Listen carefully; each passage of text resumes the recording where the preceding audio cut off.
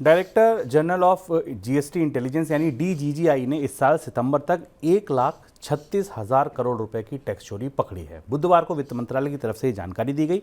GST चोरी को पकड़ने के लिए डीजीजीआई की तरफ से इस साल लंबा अभियान चलाया गया, जिसमें ये टैक्स चोरी पकड़ी गई है। ये टैक्स चोरी लगभग 1 महीने की टैक्स उगाही के बराबर है। वित्त मंत्रालय की तरफ से यह भी बताया गया कि अप्रैल 2020 से लेकर सितंबर 2023 तक डीजीजीआई के अभियान में 6,000 से ज़्यादा फर्जी इनपुट टैक्स क्लेम पकड़े गए, जिनके जरिए 57,000 करोड़ रुपए से ज़्यादा की टैक्स चोरी की गई। इन फर्जी इनपुट टैक्स क्लेम में 1,040 क्लेम इस साल अप्रैल से सितंबर के दौरान पकड़े गए हैं। सर, अचानक इतनी चोरियां पकड़ी कैसे जा रही हैं?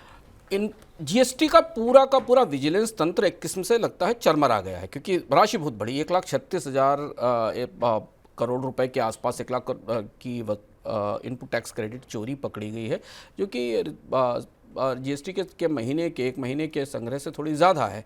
और अब इन डिपार्टमेंट को ये पता चला पिछले 5-6 महीने की पड़ताल में कि पूरा डिजिटल नेटवर्क होने के बाद, सब कुछ होने के बाद भी इनपुट टैक्स क्रेडिट जो जीएसटी की सिस्टम की जान है, और इसी वजह से लोग इसमें शामिल हुए थे, क्योंकि आपको कच्चे माल पर दिए जाने वाले टैक्स पर या सेवाओं पर दिए जाने वाले टैक्स की वापसी होती है।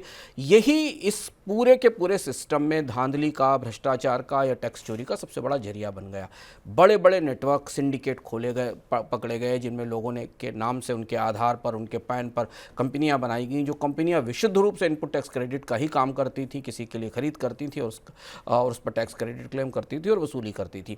इसने अंदर खाने जीएसटी के सिस्टम के भीतर काफ़ी कुछ कॉन्फिडेंस हिला दिया है जीएसटी के सिस्टम के भीतर, कि इतने बड़े पैमाने पर अगर लोगों ने फर्म बनाकर केवल जीएसटी में इनपुट टैक्स क्रेडिट की ही चोरी की है तो सिस्टम कैसे चलाया जाएगा। और इसलिए सख्ती का नतीजा है कि सीरीज ऑफ नोटिसेस सब कंपनियों को भेजे जा रहे हैं। माना जा रहा है कि अभी इसमें कुछ और बड़े मामले निकलकर सामने आएंगे, क्योंकि इसमें केवल सामान्य टैक्स चोरी भी नहीं है, इसमें फ्रॉड भी है, इसमें फर्जी अकाउंट्स खोलने का मामला भी है, इसमें लोगों के पैन और आधार चुराकर अकाउंट खोलने के मामले भी हैं। ये पूरा मामला एक किस्म का जीएसटी स्कैम है जो हमको इसमें दिखाई दे रहा है।